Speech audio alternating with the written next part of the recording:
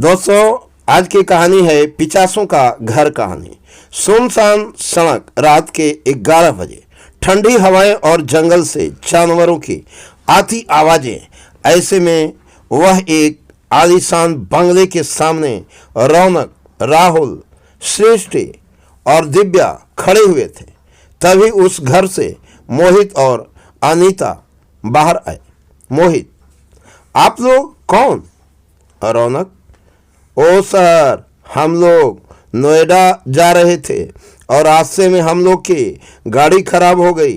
हमने घर कॉल करना चाहा तो देखा मोबाइल में नेटवर्क भी नहीं था, तो सोचा आपसे मदद मांगकर देख लेते हैं। अनीता, कोई बात नहीं बच्चों, फ़ोन तो मेरा भी डेड है, लेकिन फिर भी तुम लोग जब तक चाहो तब तक यहाँ रुक सकते हो। अंदर आओ, चले आओ। ये सुनकर चारों खुश हुए और उनको थैंक्स बोलकर घर के अंदर पहुँचे। अंदर जाकर उनकी आंखें फटी की फटी रह गई। वह चारों तरफ महंगे महंगे मेटिक पीसेस लगे हुए थे। उनको देखकर उन लोगों को चुराने का मन होने लगा। अनीता, बैठो बच्चों, तुमको भूख लगी होगी, मैं सबके लिए खाना लगाती हूँ, तुम लोग भोजन करो। तब मोहित कहता है, हाँ हाँ, तुम खाना लगाओ, तब तक मैं बच्चों से बातें करता हूँ। ये कहकर मोहित ने बच्चों के साथ डाइनिंग टेबल पर बैठकर बातें करने लगा। वह बच्चों से प्यारी प्यारी बातें कर रहा था। रौनक ने उसके करीब बैठे राहुल की तरफ ध्यान दिया तो देखा उसकी बेल्ट पर चाकू रखा था। रौनक ने फुसफुसाते हुए राहुल से कहा, रौनक, इडियट, मैंने कहा था ना, कोई भी वेपन साथ मत रखना। फिर तूने ये चाकू क्यों नहीं छोड़ा? अगर इन लोगों को शक हो गया कि हम लोग चोर हैं तो क्या होगा? राहुल, तुझे पता है ना, ये चांदी का चाकू मेरे लिए लकी है, लकी है। मैं इसे हमेशा हमेशा अपने साथ रखता हूँ। इन बुढ़े और बुढ़िया को तो पता ही नहीं चलेगा, पता ही नहीं चलेगा। खाना तैयार है बच्चों। ये कहते हुए अनीता ने टेबल पर 2 थाली रखी और उन पर से ढक्कन हटाया। उनमें चिकन रखा हुआ था। क्यों बच्चों, खाना पसंद आया या नहीं? तभी दिव्या बोली, yes ma'am, thank you so much, thank you so much. Anita ने कहा, तो खाना शुरू करो।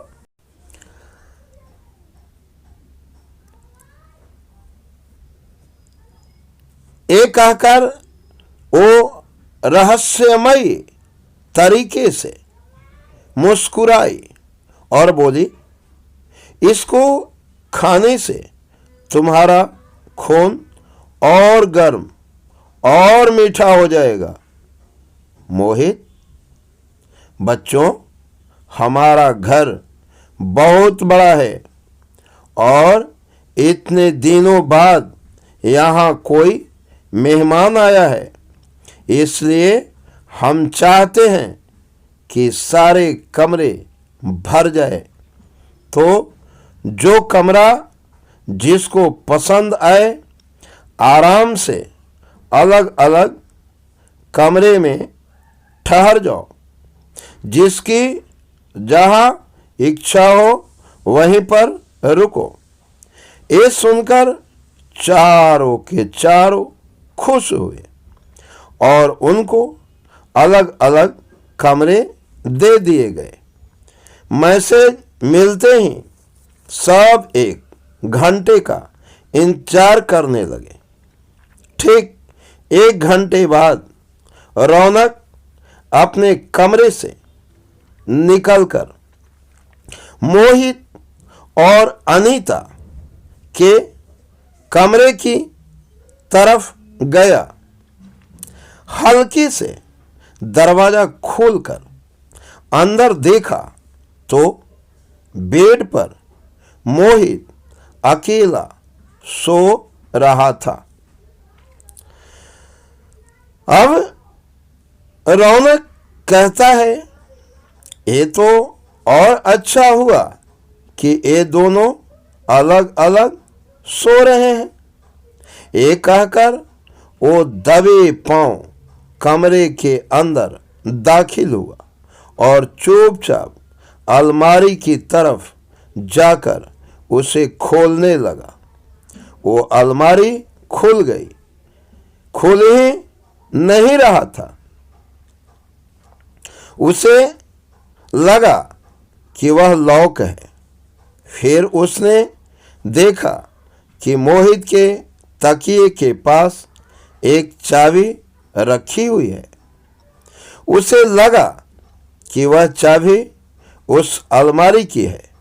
वह जैसे ही वह चाबी उठाया, मोहित ने उसका हाथ पकड़ लिया। रौनक डर गया। मोहित ने भयानक अंदाज में हंसते हुए जैसे ही अपने आंखें खोली, रौनक के मुंह से चीख निकल पड़ी। डर से वह कांप उठा।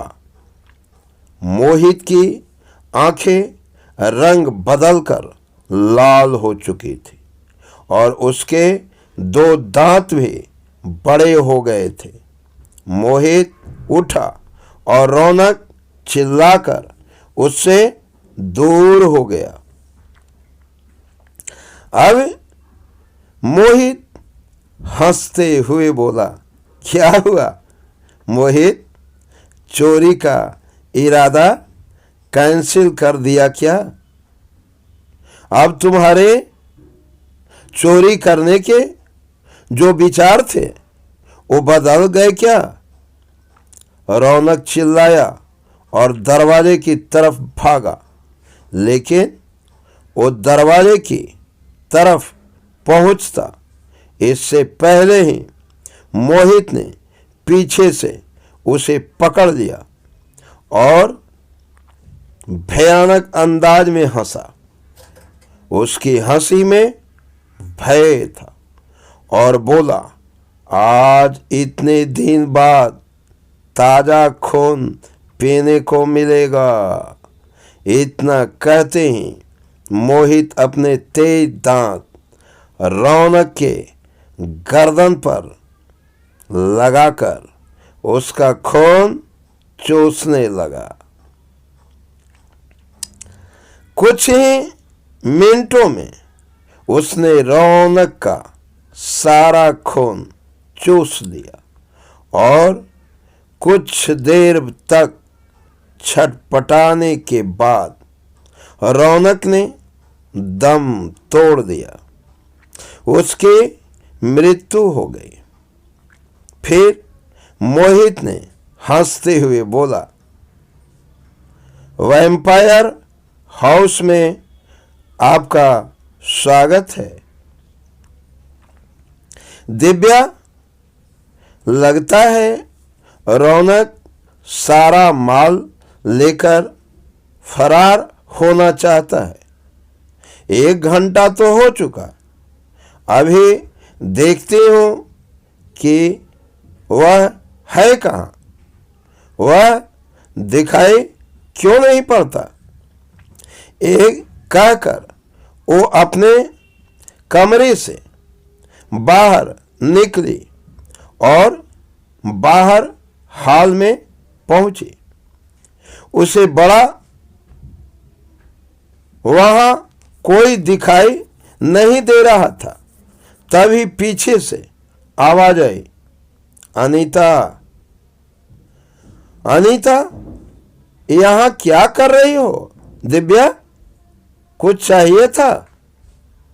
दिव्या, यस मैम, वो मुझे प्यास लगी थी। अनीता, आओ मेरे साथ, मैं तुम्हें पानी पिलाती हूँ। एक कहकर अनीता ने उसका हाथ पकड़ा और जो वहाँ किचन थी उस किचन की तरफ ले गई।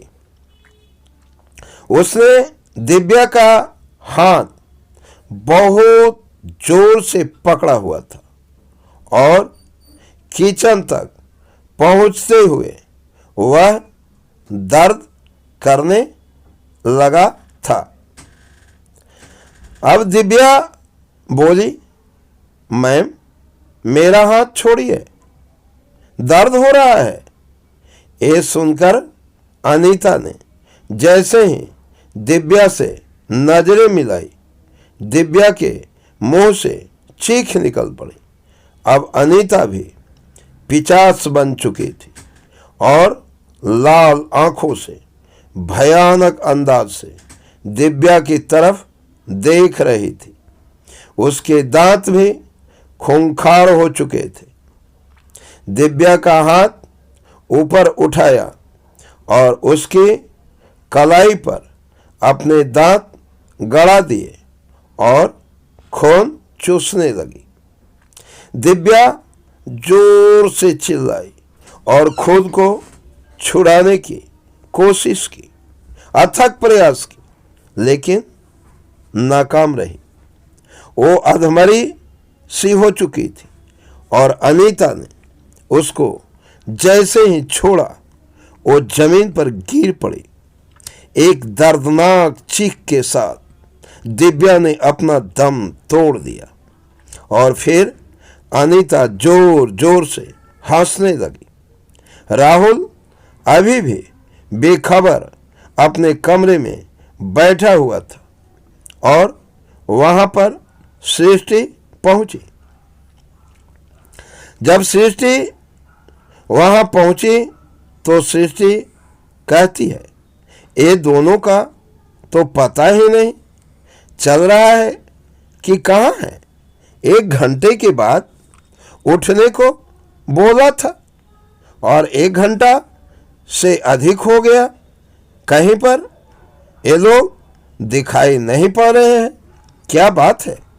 राहुल, मैं भी रौनक की ही कॉल का वेट कर रहा था। तभी मोहित और अनीता उसके कमरे में गई और बोली, कोई नहीं बचेगा। मोहित और अनीता को पिशाच के रूप में देखकर सृष्टि डर गई और भागकर राहुल के पास चली गई। वह यह समझकर राहुल के पास गई थी शायद राहुल उसकी रक्षा कर सकेगा। सृष्टि और राहुल दोनों डर गए। फिर मोहित और अनीता ने उन पर हमला कर दिया। मोहित राहुल के ऊपर झपटा और उसे लेकर बेड पर जा गिरा। अभी वो उसके गर्दन पर दांत गड़ाने ही वाला था कि उसका हाथ तकिए के पास रखे राहुल के चाकू से टकरा गया। मोहित चिल्लाते हुए उससे दूर हो गया। राहुल समझ गया कि ये पिशाच है और पिशाच चांदी से दूर रहते हैं। राहुल ने झट से वो चाकू उठाया और मोहित की तरफ पॉइंट किया। बच्चों, यहाँ यह शिक्षा मिलती है कि प्रेतात्मा चांदी से भयभीत होते हैं। राहुल ने देखा कि अनीता सृष्टि के ऊपर है और उसके ऊपर दांत गड़ाने ही वाली है। उसने भागकर अनीता की कमर में चाकू मारा और वो चिल्ला उठी। वो चिल्लाते हुए जमीन पर गिरी और तड़पने लगी, छटपटाने लगी। उसके शरीर से जो खून निकल रहा था वो नीला था, क्योंकि वह खून मानव का नहीं था। राहुल ने जल्दी से सृष्टि को खड़ा किया और दोनों बाहर की तरफ भागने लगे। मोहित गुस्से में उन दोनों के पीछे पीछे भागा।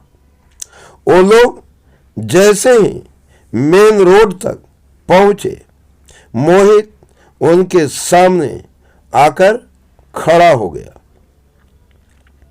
अब उन्हें भागने का भी कोई मौका नहीं मिला। वह बोला, तुमने मेरी अनीता को मारा है, अब तुम दोनों को कोई नहीं बचा सकता। अब तुम दोनों को मुझसे कोई नहीं बचा सकता। ये कहकर वह राहुल का हाथ मोड़ दिया, जिससे कि चाकू छूटकर दूर जा गिरा।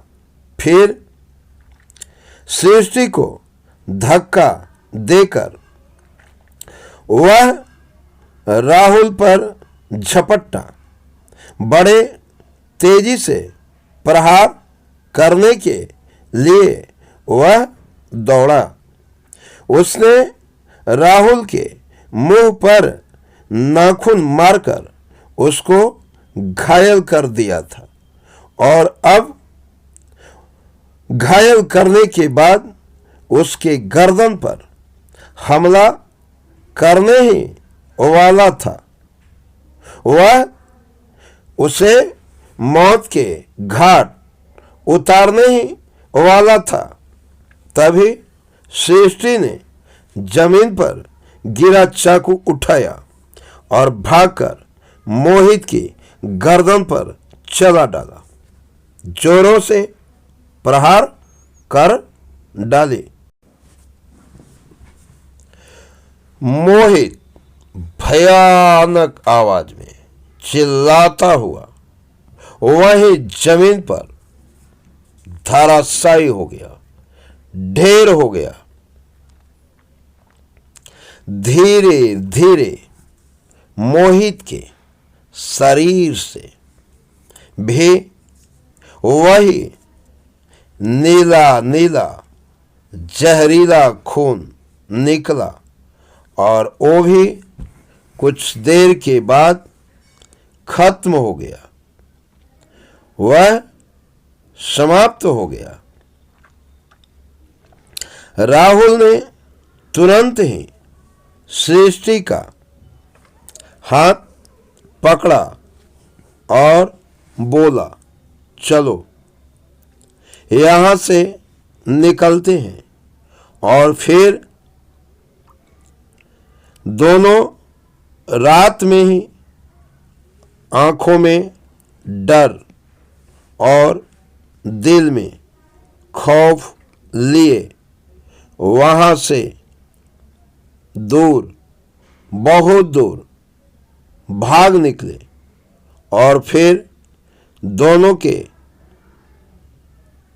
कभी भी चोरी न करने की कसम भी खाए। उन्होंने यह प्रतिज्ञा की कि आज के बाद हम लोग चोरी नहीं करेंगे।